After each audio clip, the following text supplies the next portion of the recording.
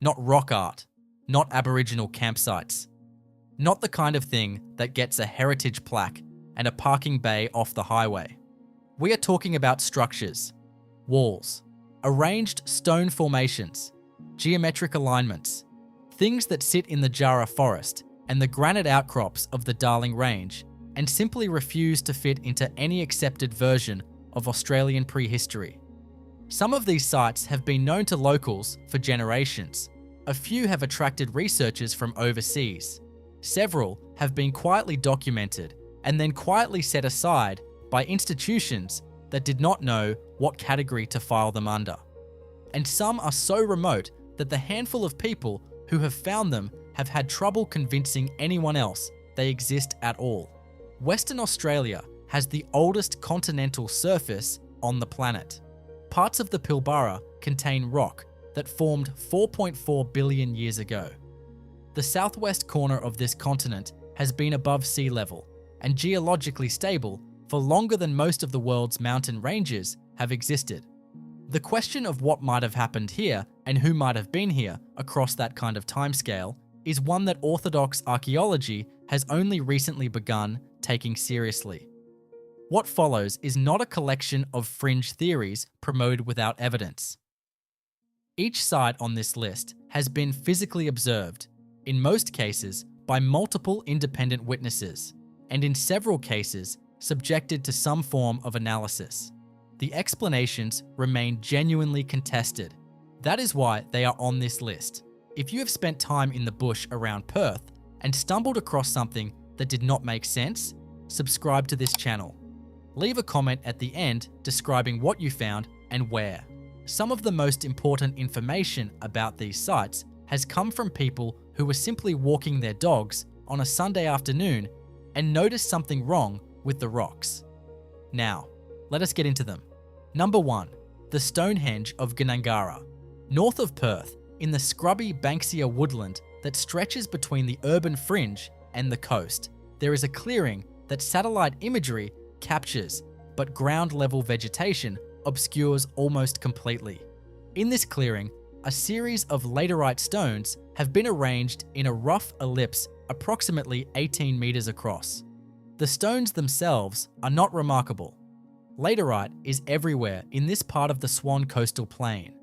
What is remarkable is the arrangement. The axis of the ellipse aligns within 3 degrees to the midsummer solstice sunrise. A secondary alignment of 3 stones placed outside the main formation points toward the midwinter sunset position. These are not random orientations. In a randomly placed collection of rocks, the probability of achieving 2 independent astronomical alignments by chance approaches the negligible end of the statistical scale. The site was first documented in its current form by a surveying team working on water infrastructure in the early 1980s. Their records noted it as a curiosity and moved on. A researcher who found those records in the State Library 2 decades later returned to the site and spent 3 years mapping every stone. His findings have never been published in a peer-reviewed journal. The institutions he approached declined to investigate. The site remains accessible on foot from a management track. Several of the outer stones have been displaced by vehicle movement. What remains is enough to raise questions that nobody in an official capacity is currently asking. Number 2. The Wall at Moondine. The Moondine Hills, northeast of Perth, are named for the bush ranger Joseph Johns, who vanished into them often enough that the region became synonymous with his escapes.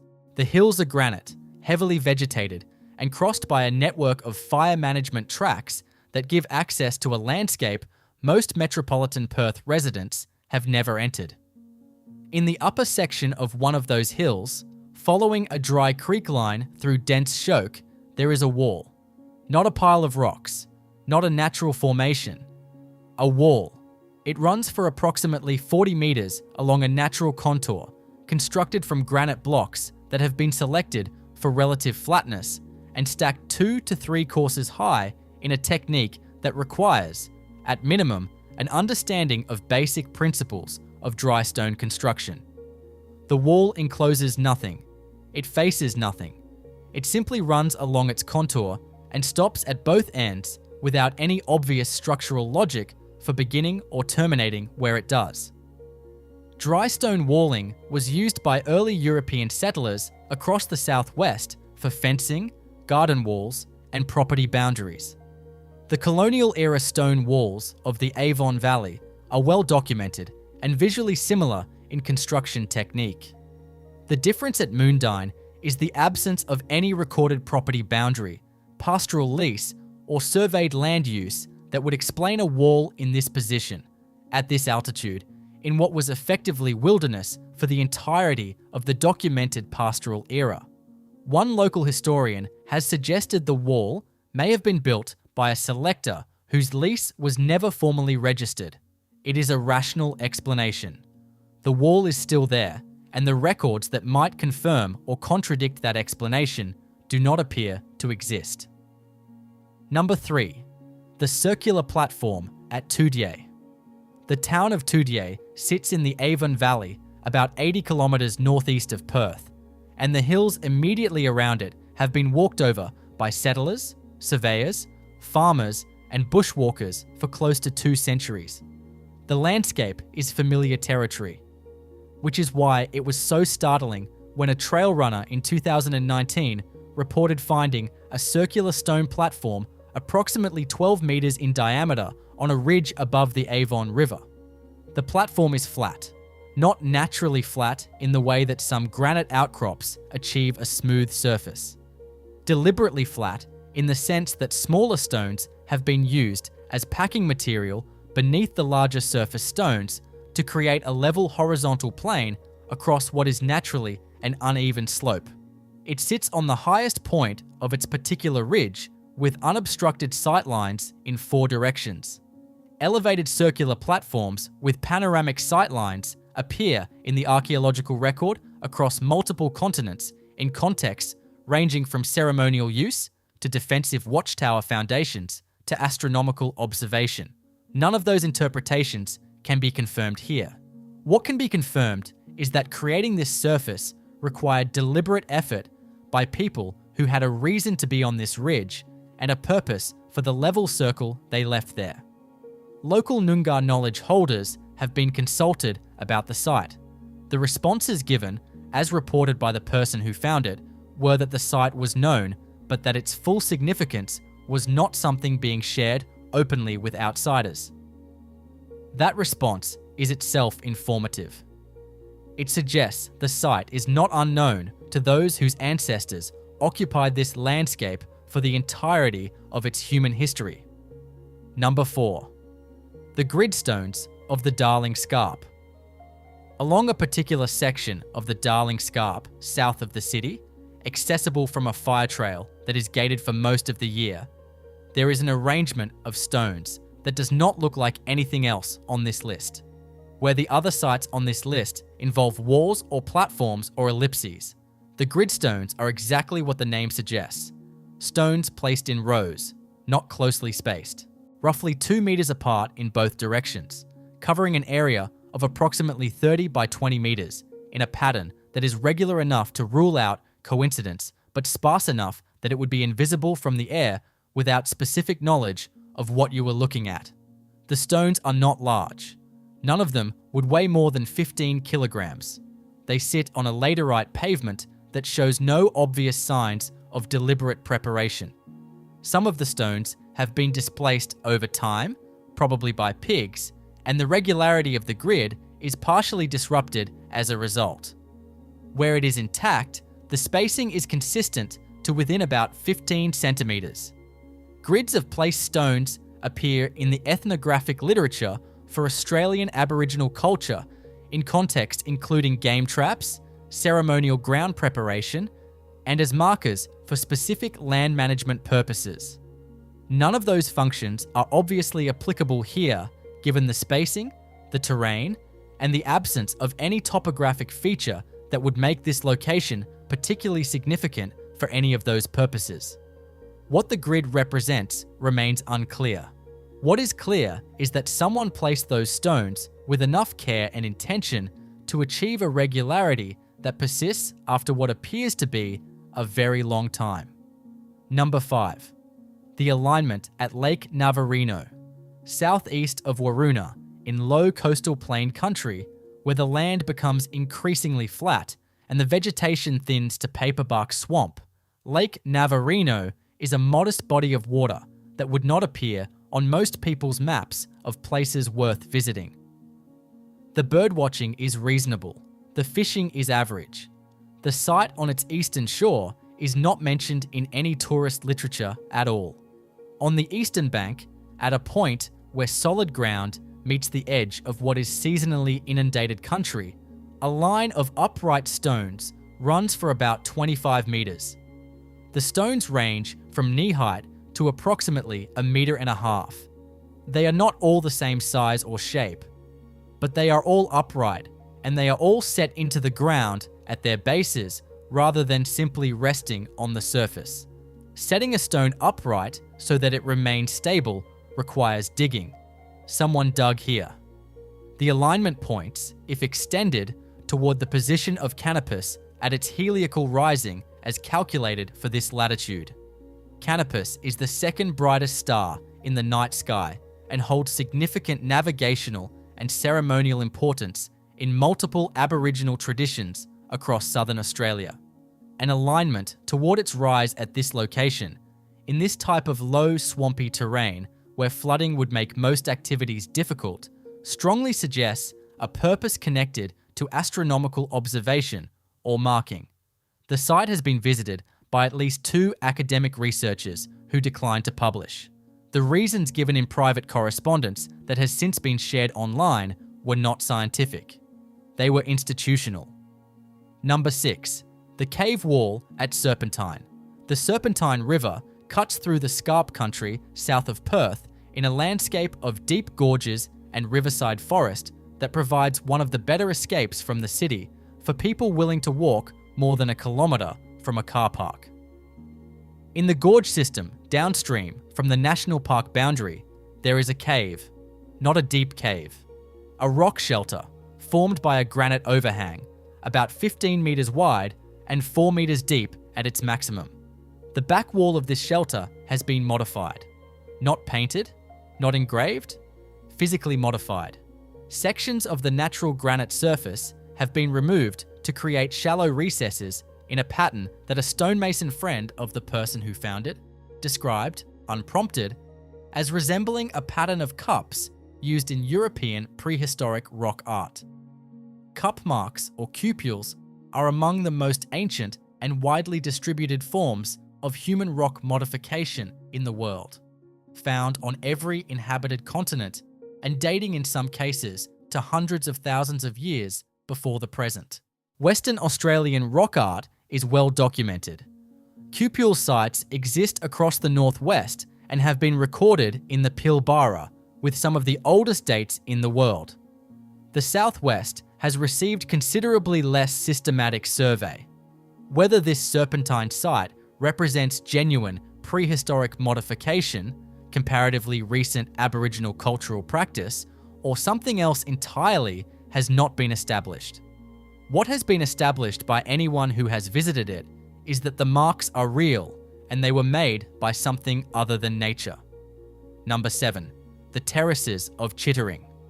The Chittering Valley, north of Perth, is wine country. Rolling hills, established orchards, cellar doors, and a landscape that looks more like Margaret River than most people who have not driven up the Brand Highway would expect. In the forested sections above the valley floor, where the tourist trails do not go, there are terraces, not agricultural terraces of the 20th century vineyard variety. These are much older in appearance, built from rough sorted stone in low retaining walls that create a series of level platforms stepping up the hillside at irregular intervals. The construction method is consistent with field clearance terracing found across Mediterranean and Middle Eastern agricultural sites, but also consistent with methods used by Aboriginal Australians to manage water flow and create level campsites on sloped terrain. The honest difficulty with the Chittering terraces is that they could have been built by early European settlers attempting to establish market gardens in terrain that proved impractical, and that those efforts simply went unrecorded.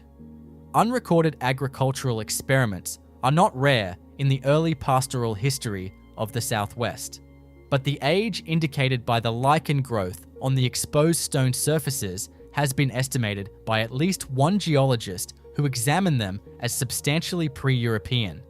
Lichen dating is imprecise. The estimate is not conclusive, but it is not nothing either. Number 8. The sunken enclosure at Bindoon. Bindoon is a small town on the Great Northern Highway about 80 kilometres from Perth. The country around it is dry sclerophyll forest, deeply gullied in places, and the kind of terrain where you could walk 50 metres off a track and be effectively invisible from the road. In a gully system about 3 kilometres from the town site, there is an enclosure. It is sunken. Not excavated in the modern sense, but built into a natural depression that has been extended and modified by the addition of low stone walls on 3 sides. The 4th side uses the natural rock face of the gully as its boundary. The floor of the enclosure is roughly level and covers an area of approximately 8 by 6 metres. The purpose of a sunken, partly walled enclosure in a gully in this terrain admits multiple interpretations. Animal enclosure. Ceremonial space. A cool season shelter using the thermal mass of the ground and stone. A hide for hunting in a landscape where game would follow the water in the gully floor.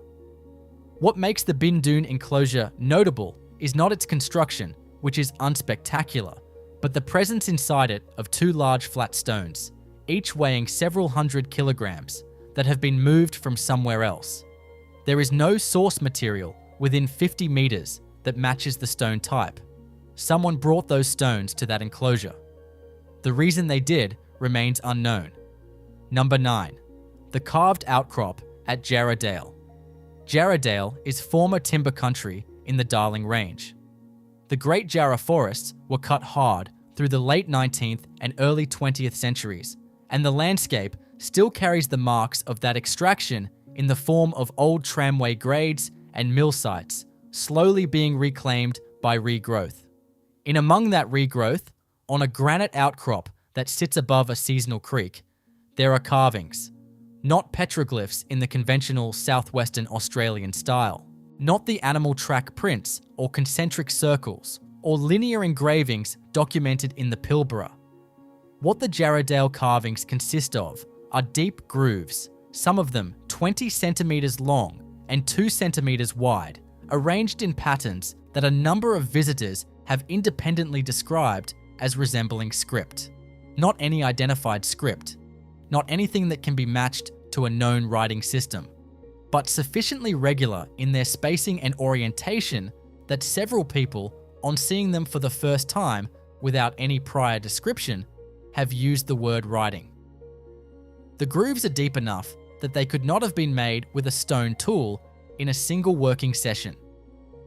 Either they were made over multiple visits with stone implements, or they were made with metal tools, which constrains their production to the post-contact period if metal is required. The patination of the stone in the grooves is darker than surface patination, which suggests considerable age. It does not establish it. The Jarrahdale carvings are the most actively disputed site on this list. People who have seen them range from those who are convinced they represent something genuinely ancient and significant to those who are equally convinced they are the product of bored timber workers with a chisel and an afternoon to fill. Both positions are held with great confidence. Neither has been tested with scientific rigor. Number 10. The standing stone at Avon Valley. Single standing stones, deliberately erected, appear in the prehistoric record of Europe, the Middle East, Asia, and Africa in bewildering numbers and across bewildering timescales. In Australia, they are rarely discussed in the academic literature, not because the land is thought incapable of having produced them, but because systematic survey has not been done, and the theoretical framework for interpreting them in an Australian context is underdeveloped. In the Avon Valley, there is one. A granite block, roughly 1.8 meters tall, narrow, and clearly not in its natural orientation. Granite does not produce upright thin slabs in this type of geology through natural processes. This stone was placed. It sits in a small clearing in York Gum Woodland, visible from a low ridge to the west at approximately 200 meters distance. And from that angle, it presents as an unmistakable vertical mark against the horizontal landscape. Who placed it and when is unknown. There is no oral history attached to it, or none that has been shared. There is no colonial era record of it being placed as a survey marker or boundary stone, though that possibility cannot be ruled out. A survey marker in this location would be unusual, but not impossible. A prehistoric marker of a type common across much of the rest of the world, but unacknowledged in Australian archaeology, would be, if confirmed, rather more significant. Number 11. The raised causeway at Mundaring. The Mundaring Weir area east of Perth is one of the most visited sections of the Darling Range, and the reservoir and its engineering history draw a steady stream of visitors who come to see the infrastructure that made the eastern goldfields viable in the early 20th century. In the forested country above the weir, away from the established recreation areas, there is a causeway. It is raised. Built from compacted laterite and sorted stone, it traverses a seasonal wetland for approximately 30 meters, connecting higher ground on either side. The construction is robust enough that it still functions after what appears to be a very long period without maintenance. The surface, though partially disrupted by tree root activity, remains passable on foot. Causeways of this type were constructed by early European settlers across the southwest to connect paddocks and move stock across seasonally wet ground. This is the most likely explanation for the Mundaring Causeway, and it would be the default explanation except for one problem. There is no recorded land use, no pastoral lease, and no survey record connecting this particular stretch of forest to any grazing or agricultural operation that would have required a causeway here. The forest around it shows no evidence of clearing at any point in the post-contact period. There are no remnant fence posts, no water points, no signs of the subsidiary infrastructure that always accompanies a working pastoral operation. The causeway appears to stand alone in forest that has never been farmed. Number 12. The complex at Wongong. This is the largest and most structurally complex site on this list, and for that reason, it is also the most contested and the most carefully protected by the people who know it best. The Wongong Gorge, south of Armadale, is a recognised conservation area with walking trails and recreational access. The gorge itself is dramatic, and the Jarrah forest around it is among the better preserved fragments of what once covered much of the Darling Range. Within the gorge system, in a section accessible only by following the creek for several kilometres past the point where most recreational walkers turn back, there is a complex of stone structures that does not fit any single category. There are walls. Short sections, none longer than 15 metres, arranged in patterns that suggest enclosures of different sizes. There are cleared circular areas where the ground has been levelled, and the natural vegetation removed down to bare earth or rock. There are stone-lined channels, 2 of them, that run between these cleared areas in a way that could be interpreted as water management. And there is, at the highest point of the complex, a flat stone platform about 4 meters across that has been positioned to receive the first direct sunlight of the winter solstice morning. The Wongong complex has been visited by academic researchers. The responses generated by those visits have been, without exception, inconclusive. The features are acknowledged as real. The question of their origin and purpose has not been answered. One researcher who spent 3 days at the site told an interviewer that the honest answer to every question about Wongong was that we simply do not know, and that anyone who tells you otherwise, in either direction, is working beyond the evidence. That is the honest position on all 12 sites. We do not know.